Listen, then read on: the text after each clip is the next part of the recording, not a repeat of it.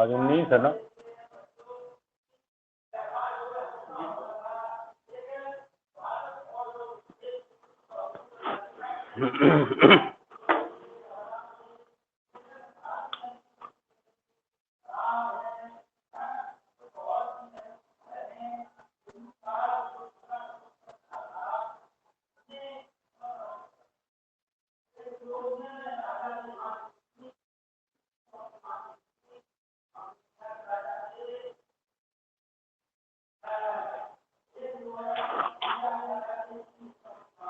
Hello,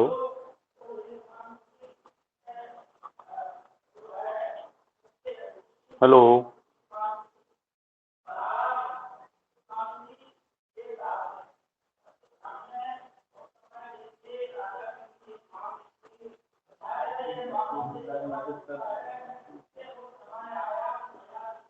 hello.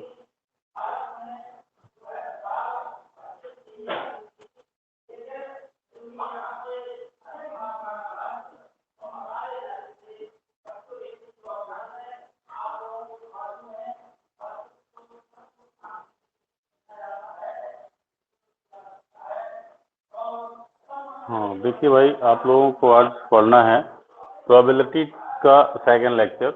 मैंने इसके पहले आपको बताया था इसका सैंपल स्पेस क्या होता है, जिसे हम प्रतिदर्श समष्टि कहते थे, और इसकी जो घटनाएं होती हैं वो कितने टाइप की होती हैं, कौन कौन सी घटना होती है, सिंपल घटना क्या होती है, परस्पर अपवर्जी क्या होती है, मिश्र घटना क्या होती है, इन बारे में चर्चा आपकी हो गई थी और कुछ क्वेश्चन भी मैंने बताए थे।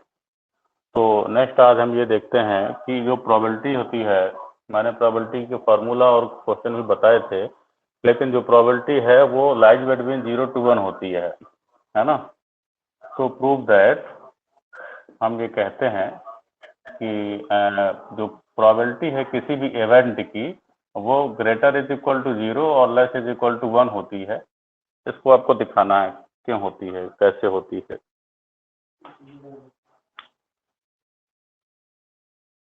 हेलो मिस्टर कौशल, समझ में आ रहा है? जरा ध्यान दीजिएगा। जी सर। तो इसको प्रूफ करना है कि ये प्रोबेबिलिटी मैंने आपको बताई थी 0 और 1 के बीच होती है ना। 1 होती है तो वो श्योर घटना होती है, और 0 होती है तो इम्पॉसिबल घटना होती है। वो इवेंट होगी इम्पॉसिबल, मतलब वो संभव घटना घटेगी ही नहीं यदि आपका प्रोबेबिलिटी कितनी आती है, 0 आती है ना। तो इसको हम जो है प्रूफ करेंगे। तो वी नो दैट, हम जानते हैं कि जो एनी होता है, एनी मतलब होता है, एन जानते होंगे, ई माने इवेंट, कोई भी इवेंट है वो सैंपल स्पेस से निश्चित रूप से कैसा होता है, लेस इज इक्वल टू, ये हम कह सकते हैं कि सबसेट ऑफ एन एस। ये मतलब एस में जो एलिमेंट होंगे और ई में एलिमेंट, ई एलिमेंट किसका सबसेट होता है, एस का। ये मैंने आपको शुरुआत में ही बताया था कि जो ई है, ई मीन्स इवेंट, और इवेंट आपका सबसेट ऑफ क्या होता है, एस। ठीक है, तो कोई भी इवेंट है वो सबसेट एस का होता है। तो मैं यदि इसमें नंबर ऑफ टर्म्स लेता हूं इसके, तो वो less than is equal to क्या हो जाएगा, n s. Number of terms लग गया, मतलब एन एलिमेंट कितने, तो वो एलिमेंट आपके जो ई के होंगे वो लेस देन होंगे, ये इक्वल होंगे किसके, एन एस के। समझ रहे हैं? अच्छा, अब ये जो एलिमेंट है वो निश्चित रूप से लेस और इक्वल टू 0 से तो ग्रेटर इक्वल टू 0 होगा। तो अब हम क्या करते हैं, इसमें both side divide by n s, both side, दोनों पक्षों में हमने क्या किया, एन एस से डिवाइड कर दिया। तो 0 by n s less is equal to n e by n s. N s का मतलब number of terms in sample space, और n s divide by n s, this is cancel out 0। और n e upon n s, मैंने आपको बताया था कि probability जो होती है वो क्या होती है, अनुकूल घटनाएं बटे कुल घटना, n e upon n s होती है। तो इसको मैं पी कह सकता हूँ, this is called probability of an event, और less than is equal to 1। तो ये जो प्रोबेबिलिटी है वो 0 और 1 के बीच ही लाई करती। समझ रहे हैं?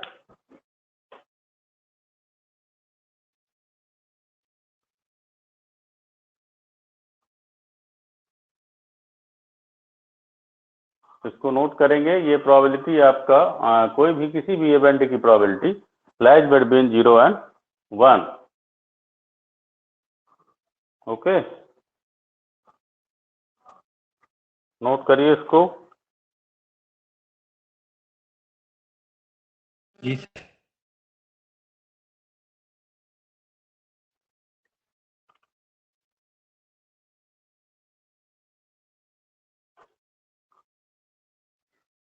अच्छा भाई, इसके बाद मैंने ताश के बारे में आपको बताया था। ताश के पत्तों के बारे में जानकारी है आप लोगों को?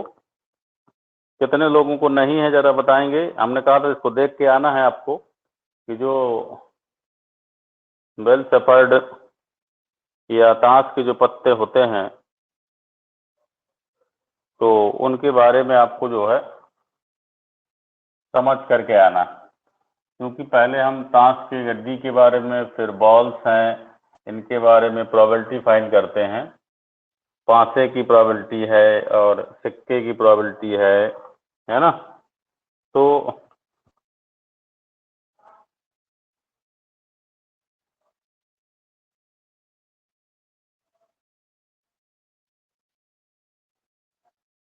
देखिए भाई, इसमें जो क्वेश्चन है पहला,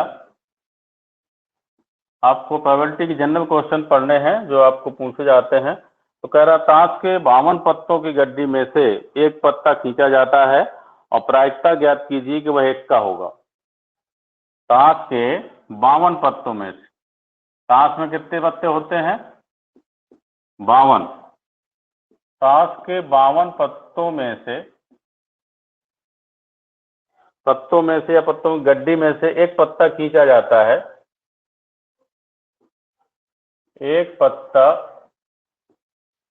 खींचा जाता है, समझ रहे? तो प्रायिकता ज्ञात कीजिए कि वह एक्का है।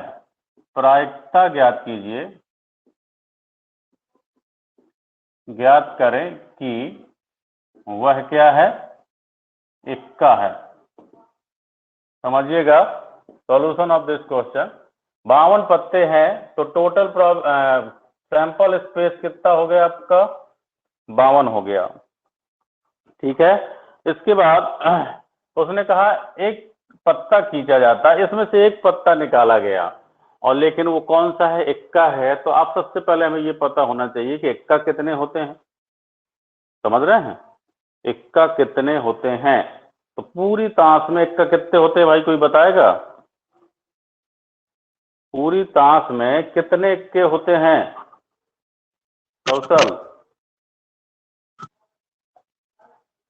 नहीं जानकारी? 4। 4 इक्के होते हैं। Very good. तो देखो 4 इक्के होते हैं तो हमें 4 में से एक पत्ता निकालना है, क्योंकि इक्का चाहिए। जो चाहिए उतने में से ही निकलेगा, क्योंकि हमें इक्का निकालना है। इक्का निकालने की प्रोबेबिलिटी फाइंड करना है, तो निश्चित रूप से हमें 4 में से ही एक निकलना चाहिए, तभी तो इक्का निकलेगा। तो ये चुनने का जो प्रकार होता है, दिस इज कॉल्ड कॉम्बिनेशन। तो एक कॉम्बिनेशन का फॉर्मूला होता है, उसको भी ध्यान दीजिए। NCR, सी माने कॉम्बिनेशन होता है, इसका फॉर्मूला होता है factorial N, factorial R, factorial N minus R। तो अब इसी तरीके से वो कहता है NE घटना। NE घटना क्या है? वो ये कहता है कि इक्का निकलना चाहिए। तो इक्का कितने में निकलेगा? 4 में। तो this is called 4C1।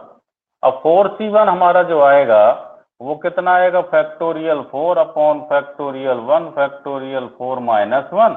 This is factorial 4 upon factorial 3। 1 का मान 1 होता है। सॉल्व करेंगे तो कितना आएगा? 3 4 3 2 1, और ये 3 2 1 फैक्टोरियल कैंसिल हो जाएगा। कितना आ जाएगा? 4। तो इक्का आने की प्रोबेबिलिटी, इक्का आने की प्रायिकता हो जाएगी आपकी, जो PE है वो हो जाता है NE/NS।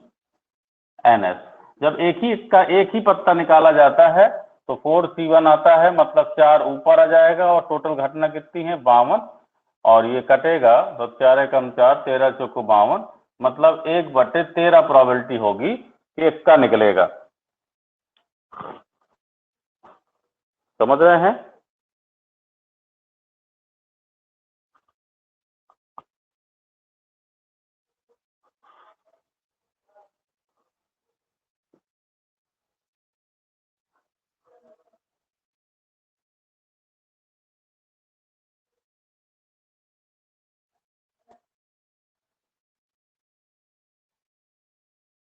हेलो।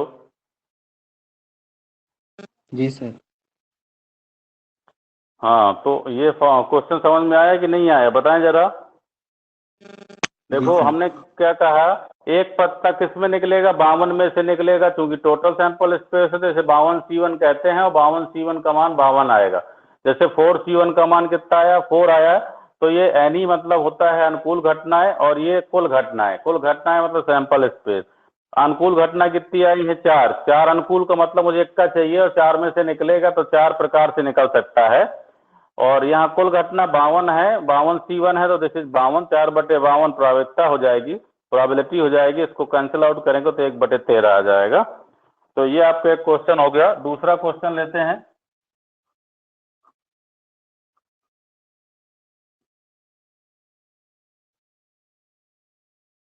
अगला कह रहा है कि ताश के 52 पत्तों में से अदृश्य एक पत्ता निकाला जाता है। सुनिएगा, ताश के 52 पत्तों में से अदृश्य एक पत्ता निकाला जाता है, तो एक पत्ता निकाला गया, तो प्रायिकता ज्ञात कीजिए कि वह पत्ता हुक्म का हो लेकिन इक्का ना हो। समझ रहे हैं ना?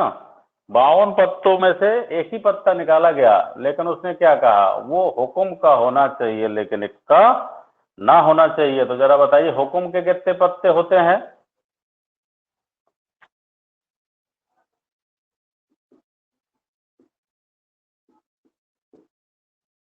क्यों भाई, कुल पत्ते 52 है, तो हुक्म के पत्ते कितने होते हैं? हुक्म के पत्ते बराबर, बताइए कितने होते हैं, कोई बता सकता है?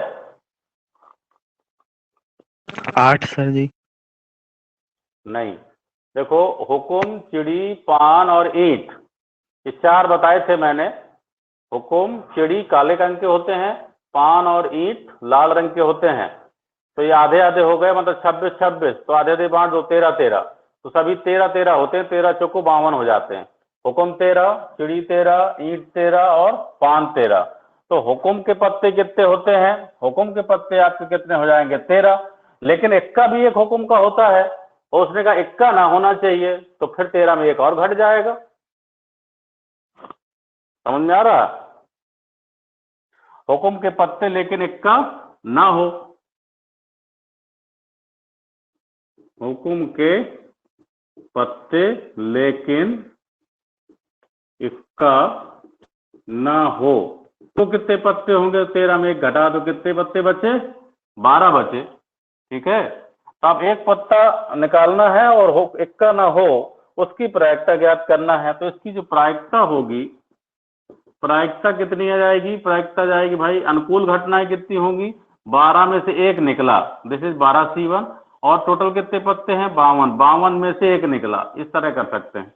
तो 12C1 का मान 12 होता है, 52C1 का मान 52 होता है, तो कट जाएगा, तो काट दीजिए, 2 से कट जाएगा, 2 से, तो 2 5 2 7, चलो 2 से काट दो, 2 छक्का 12 और 26 दूनी 52, फिर 2 से, 2 3 6 और 2 13 दूनी 26, मतलब कहने का 3/13 इसकी प्रायिकता आ जाएगी।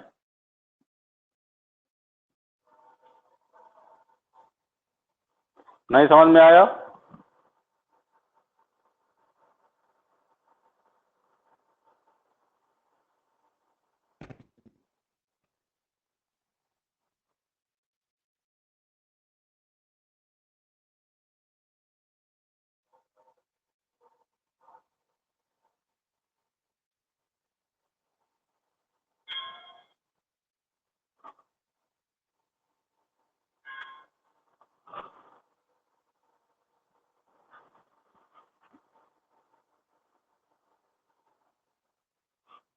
अगला सवाल।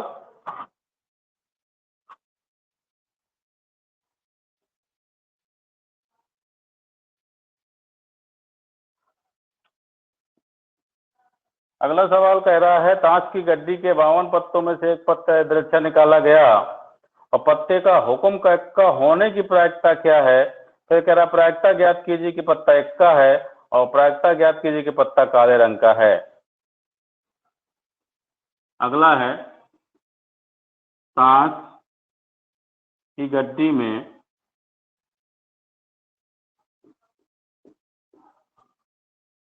52 पत्तों में से एक पत्ता निकाला जाता है। 52 पत्तों में से एक पत्ता यादृच्छा निकाला जाता है, रैंडम।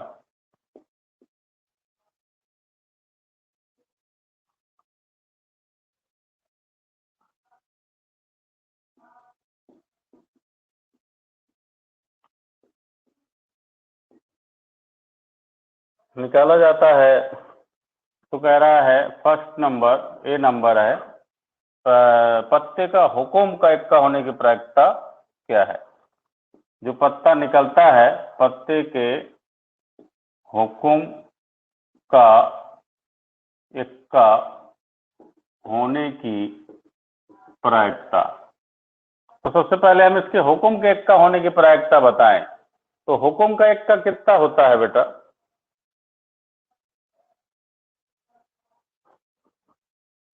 क्यों भाई, हुक्म में कितने इक्के होते हैं?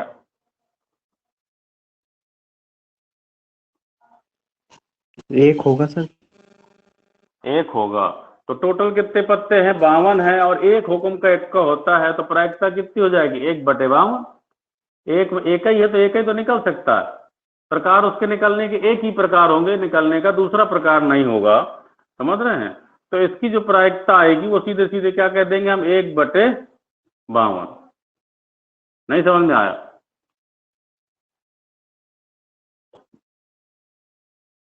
दूसरा नंबर कह रहा है कि प्रायिकता ज्ञात कीजिए कि पत्ता इक्का हो।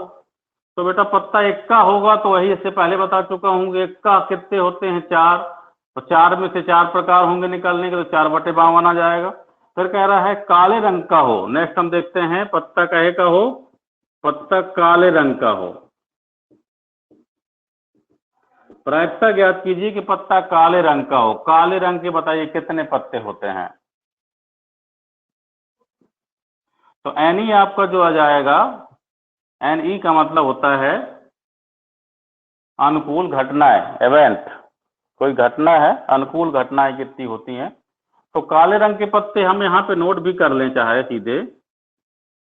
काले रंग के पत्ते बराबर, बोलो कितने होते हैं? मैंने बताया 26 26 26 लाल रंग के और 26 काले रंग के पत्ते होते हैं, है ना।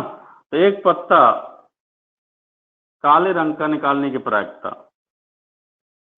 एक पत्ता काले रंग का निकालने की प्रायिकता। तो अब 26 में से निकलेगा ना, तो 26C1 और बटे टोटल कितना है? 52C1। मतलब 26/52, मतलब 26 दूनी 52, 1/2 प्रायिकता होगी कि पत्ता काले रंग का निकलेगा।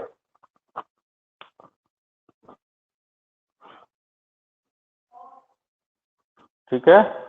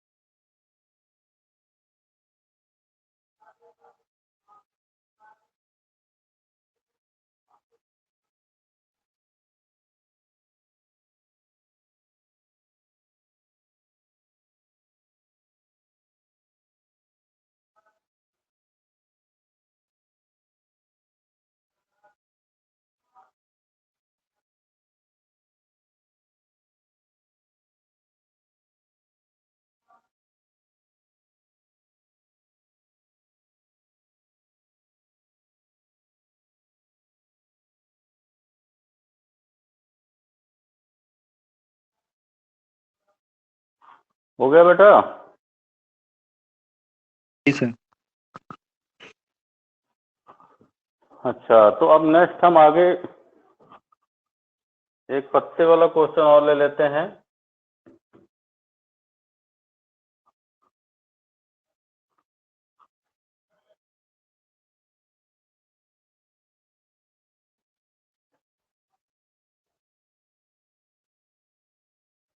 या फिर हम जो है एक पत्ते वाला क्या, उसका टाइप दूसरा होगा, उसमें परस्पर अपवर्ती और मिश्र घटनाओं से रिलेटेड क्वेश्चन होंगे। इसमें कहा गया कि एक घटना के अनुकूल संयोगानुपात, अनुकूल संयोगानुपात कितना दिया है? 3:5। समझिएगा। और उसने कहा है कि उसकी घटना घटने की प्रायिकता, घटना घटने की प्रायिकता बताइए। तो बोलो, मैंने क्या बताया था? घटना घटने की प्रायिकता इसमें सीधे सीधे आता है, ये अनुकूल संयोगानुपात है, तो ये वाला 3/3 + 5, तो 3/8 आ जाएगी। अब मैं कहूँ घटना ना घटने की प्रायिकता, घटना ना घटने की प्रायिकता, तो देखो इसमें से चाहे एक में इसको घटा दो तो वही आ जाएगा, या आप सीधे सीधे 5/3 + 5 करेंगे तो 5/8 आ जाएगा, या एक में इसको घटा दीजिए तो यही आएगा, और या ऐसे कर दीजिए। घटना ना घटने की प्रायिकता और घटना घटने की जब अनुकूल संयोगानुपात दिया हो तब। दूसरा क्वेश्चन है नेक्स्ट। उसने कहा एक घटना, किसी घटना ए की प्रायिकता, मतलब किसी घटना ए, मतलब पी ए आपको पता है 2/11 है, तो कह रहा घटना नहीं की प्रायिकता, मतलब आपको पी ए डैश चाहिए। समझ रहे हैं? अब घटना नहीं ए ना घटित हो उसकी प्रायिकता, तो ए घटित होती की प्रायिकता ये, ना घटित होने की ये है। तो फॉर्मूला होता है कि P A dash this is equal to 1 - P ए।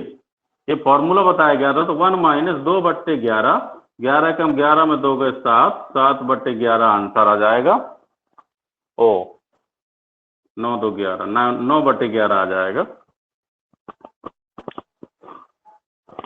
तो घटना ना घटने की प्रायिकता 9/11 हो जाएगी, और घटना घटने की प्रायिकता आपकी 2/11 हो जाएगी।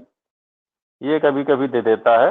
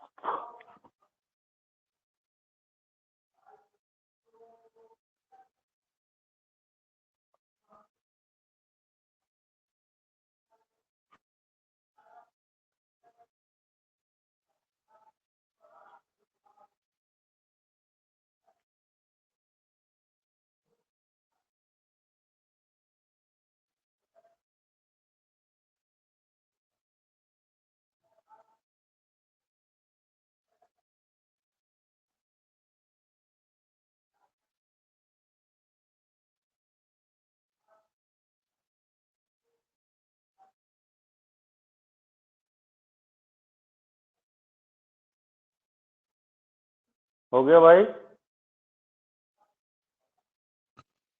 जी सर। समझ में आ गया नहीं आया?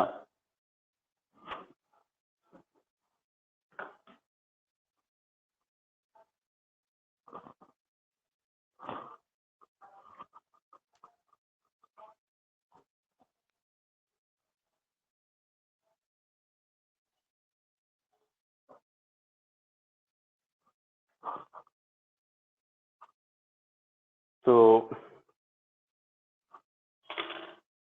अगला क्वेश्चन होगा,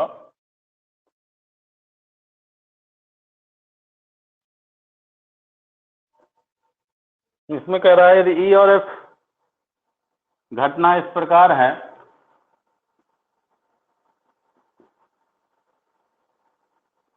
ई और एफ घटनाएं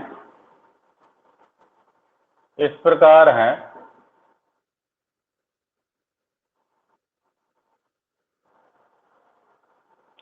कि पीई की वैल्यू दी गई है 1/4, पीएफ की वैल्यू दी गई है 1/2, पी और एफ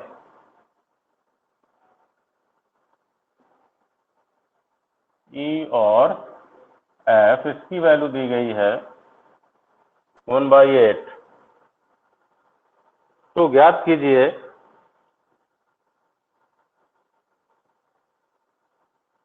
तो ज्ञात करें फर्स्ट नंबर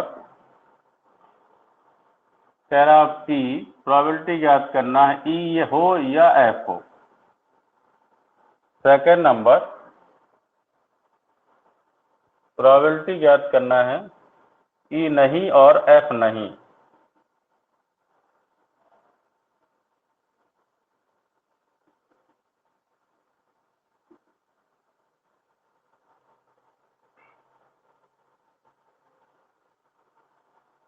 समझ रहे हैं ना?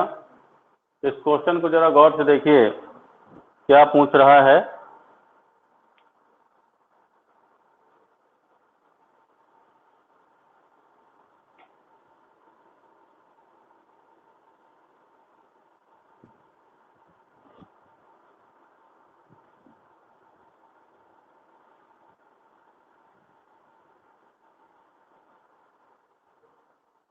देखो भाई इस क्वेश्चन में हमें क्या दिया गया है, हमें पता है पीई की वैल्यू कितनी है 1/4 है और पी एफ की वैल्यू ये एफ हो जाएगा, पी एफ की वैल्यू है आपकी 1/2 और का मतलब होता है इंटरसेक्शन से, और का मतलब होता है इंटरसेक्शन से और या का मतलब होता है आपका यूनियन से। तो पी ई इंटरसेक्शन एफ की वैल्यू गिवन है 1/8। तो पहला नंबर कह रहा है कि फाइंड करो पी ई यूनियन एफ, ये आपको फाइंड करना है पहले नंबर में। तो इसका बेटा सीधा सीधा फॉर्मूला होता है, हमने आपको बताया नहीं, ये फॉर्मूला होता है आपका, यदि P E union F find करना है तो पी ए नहीं P E plus P F minus P E intersection F, ये आपका फॉर्मूला होता है। इसमें सीधे वैल्यू पुट कर दीजिए। तो P E union F, P E का मान कितना है 1/4, पी एफ का मान कितना है 1/2, इंटरसेक्शन का मान कितना है 1/8। ठीक है, इसको सॉल्व कर लीजिए तो 8 आ जाएगा एलसीएम, 4 दूनी 8 2, 2 चौको 8 4, 8 एकम 8, 4 2 6 में 1 गए 5, 5/8 आ जाएगा आपका पी ई यूनियन एफ। ठीक है, इसके बाद उसने कहा सेकेंड नंबर ई नहीं और एफ नहीं। तो सेकेंड नंबर का मतलब हुआ पी ई नहीं का मतलब होता है ई डैश, और का मतलब होता है इंटरसेक्शन, एफ का मतलब एफ नहीं का मतलब होता है डैश। तो एक डेमॉर्गन लॉ होता है, डेमॉर्गन लॉ कहता है कि e dash intersection F dash बराबर होता है ई यूनियन एफ का whole dash. This is called De Morgan law. तो we can written as this is in the form of p E union F का डैश। समझ रहे हैं ना? तो इसकी जगह पर हम क्या लिख सकते हैं, ये लिख सकते हैं, मतलब हमें ये निकालना है तो हम ये निकाल लें। तो इसका सॉल्यूशन हो जाएगा कि P E dash intersection F dash this is equal to P E union F का होल डैश। ये फाइंड कर लें। अब ये क्या होल डैश है तो क्या होता है 1 minus P E union F, ये होता है, पूरा घटना हो गई। तो अब 1 माइनस ये देखो पी ई यूनियन एफ मैं पहले ही निकाल चुका हूं, कितना है 5/8, तो 5/8 8 में 1 गए, 8 एकम 8 है 5 गए, 5 3 8, 3/8, ये इसका आंसर हो जाएगा। तो दूसरा नंबर आएगा आपका 3/8 और पहला नंबर आएगा आपका 5/8। इसको आप करिए।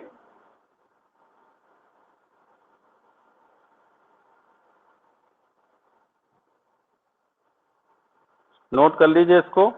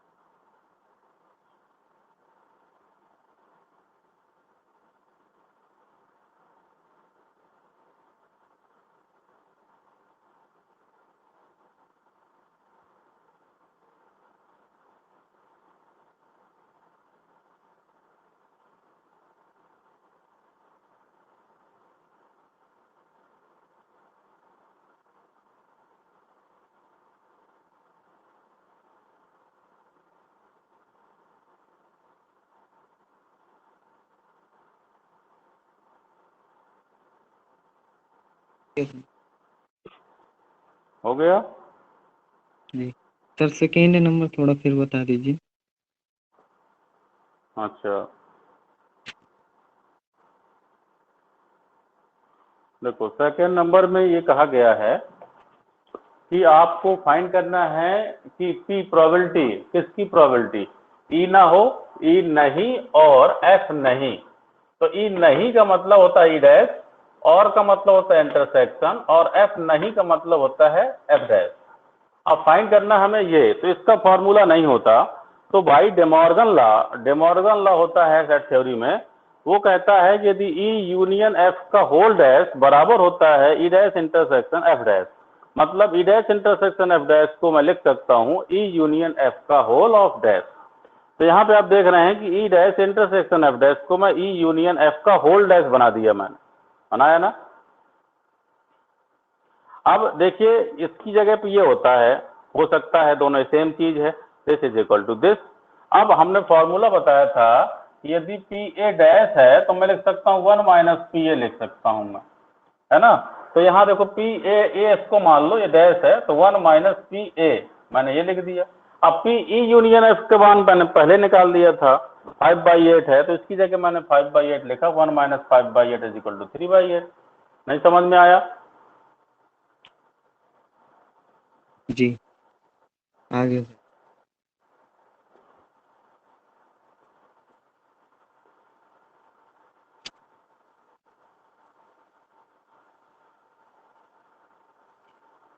अगला हो गया, नोट हो गया ये? जी जी सर।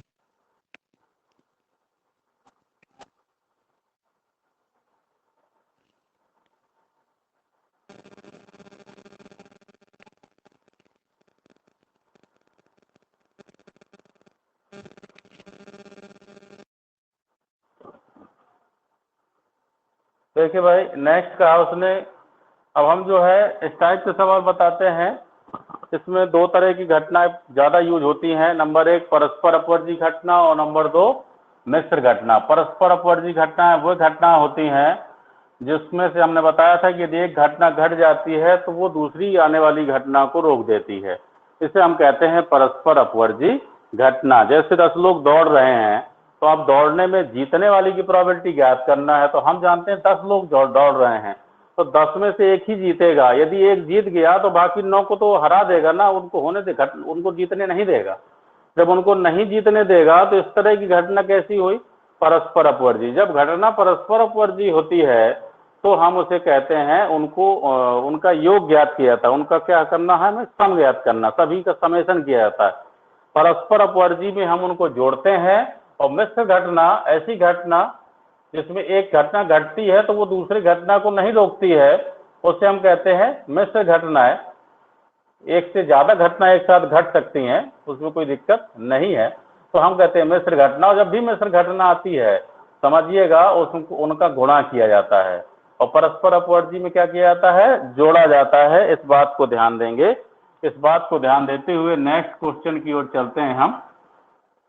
किसी दौड़ में ABCD 4 घोड़ों के जीतने के अनुकूल संयोगानुपात दिए हैं क्रमशः। किसी दौड़ में ABCD A, B, C, D 4 घोड़ों के जीतने के 4 घोड़ों के जीतने के अनुकूल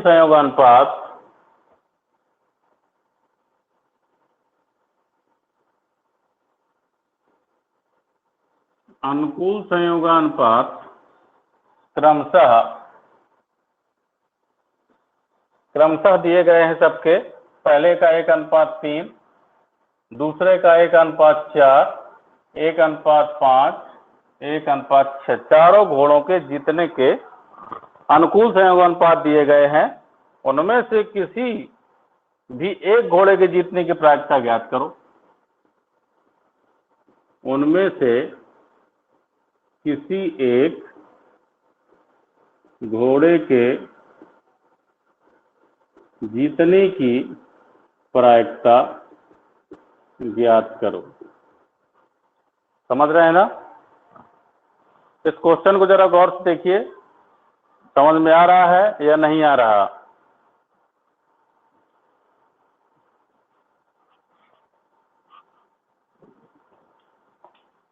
कौशल।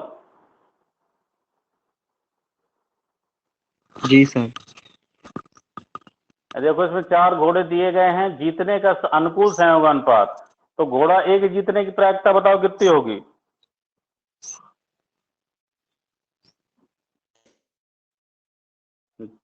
घोड़ा एक के जीतने की क्या प्रायिकता होगी?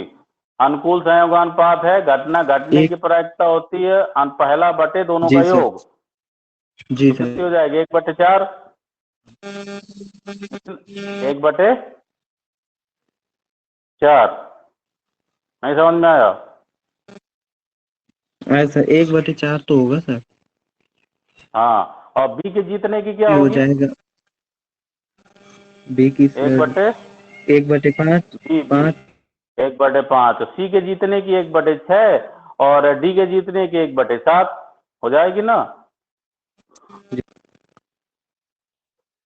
तो उनमें से किसी एक घोड़े के जीतने की प्रायिकता बताना है। उनमें से कोई एक जीते तो ये कैसी घटनाएं हुई? ये सभी चारों घटनाएं, 4 में से यदि ए जीत गया तो बी जीतेगा क्या? जी, नहीं एक जीतेगा। जीतेगा। और एक जीतेगा। तो इनमें से कोई एक घटना यदि घटित हो गई तो बाकी 3 को क्या जी। करेगी? वो रोक देगी ना। जी। यदि वो बाकी 3 को रोक देती परस है तो इसका मतलब ये हुआ जी। कि उपरोक्त घटनाएं परस्पर अपवर्जी घटना है।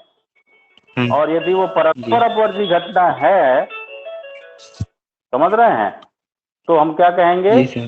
चारों को जोड़ देंगे। चारों को क्या करेंगे? जोड़ देंगे, तो हमें अभीष्ट प्रायिकता आ जाएगी। क्लियर? जी। ठीक ठीक है। करिए, इसको जी सर। करिए, बताइए। जी। हेलो। जी सर। हाँ बेटा, खुला है स्कूल, आना है, एडमिशन करा जाओ अपना। ठीक है, ओके।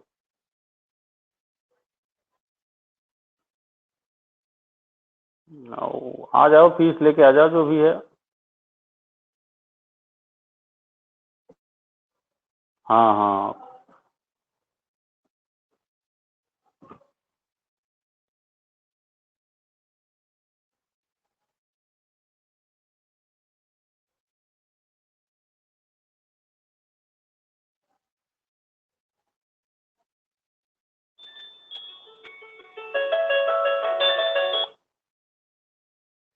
हेलो। हाँ बेटा, डीएवी से बोल रहे हैं। एडमिशन करवा दिया अपना जो बच्चा पढ़ता।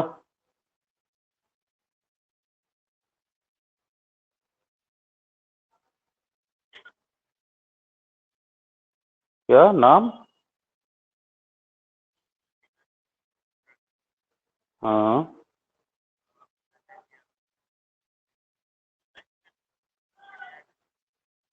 शशिकांत। क्या एफ में था क्या? किस में निकलना? सेक्शन में सेक्शन चेंज हो गया था क्या उसका? तो चलिए पता करवा लीजिए अपना आपका।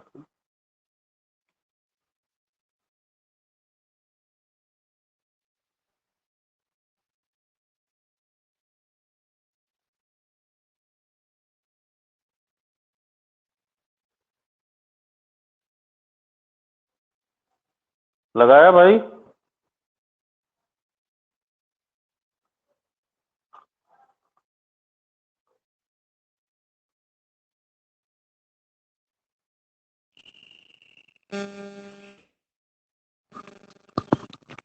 कितना आया आंसर बताएंगे?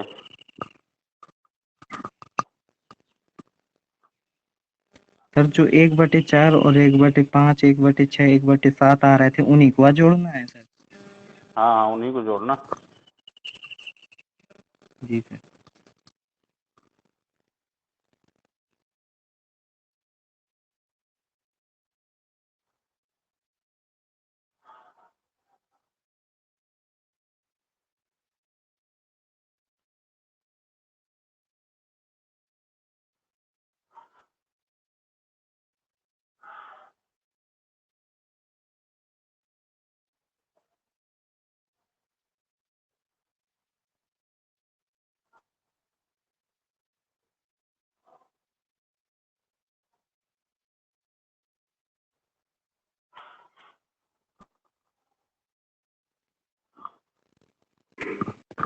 सर 638/840 आ रहा है।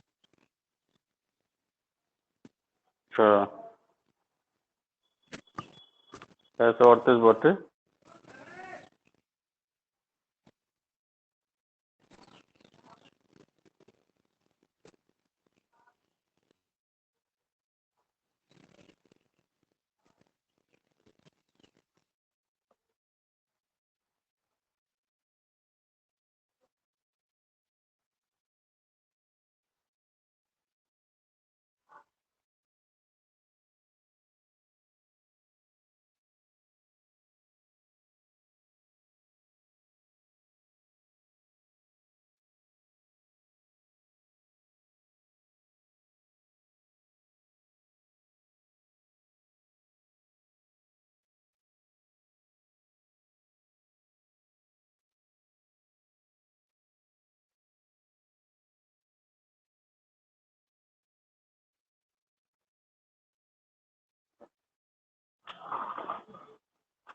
तो चलिए ठीक है, फिर इतना जो है सबको जोड़ देना है। आपको हमें बताने का तात्पर्य इसमें यह था कि इस क्वेश्चन में क्या लग रहा है आपका?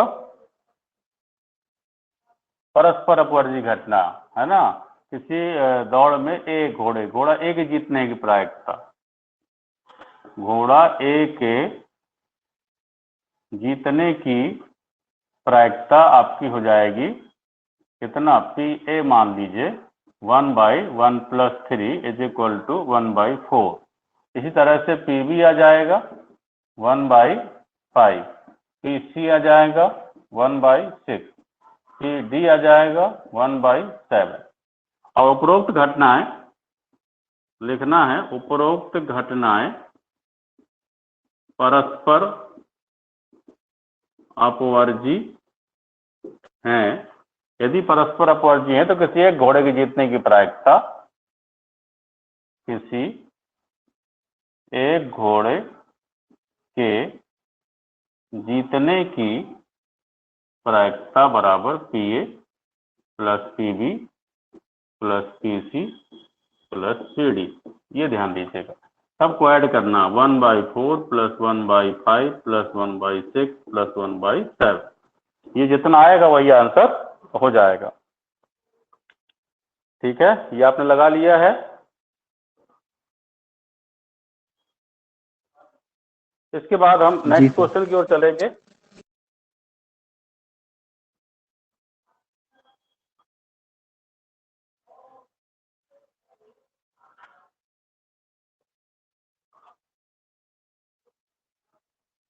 नेक्स्ट क्वेश्चन कैसा है, ताशों की गड्डी में से एक एक करके 4 ताश खींचे जाते हैं। समझिएगा, एक एक करके मतलब पहले एक निकाला गया, फिर दूसरा, फिर तीसरा, फिर चौथा। 4 ताश खींचे जाते हैं और उन्हें फिर गड्डी में नहीं रखा जाता है। समझिएगा, एक निकाला गया तो फिर गड्डी में वापस नहीं रखा गया, उसको बाहर रख दिया गया। तो बताओ उन सबके इक्का होने की प्रायिकता बताइए। तो कुल ताश की कितने पत्ते होते हैं? कुल पत्तों की संख्या आपकी 52 होती है ना। अब एक पत्ता इक्का, एक पहला इक्का निकलने की प्रायिकता कह रहा, सबके इक्का होने की प्रायिकता बताइए। तो पहला पत्ता निकाला गया और वो इक्का हो, पहला पत्ता निकाला जाता है तथा उसके इक्का होने की प्रायिकता बताओ कितनी हो जाएगी भाई। अब देखो, इक्का निकलेगा तो 4 में से निकलेगा, तो 4C1 तो 4 बटे कितना हो जाएगा, 52 में से निकलेगा तो 4 बटे 52। अब एक निकल गया, अब शेष कितने पत्ते बचे भाई? शेष बचे पत्ते कितने हो गए? 52 माइनस 1 बराबर कितने बचे? अब 51 बचे। अब जो निकलेगा तो शेष 21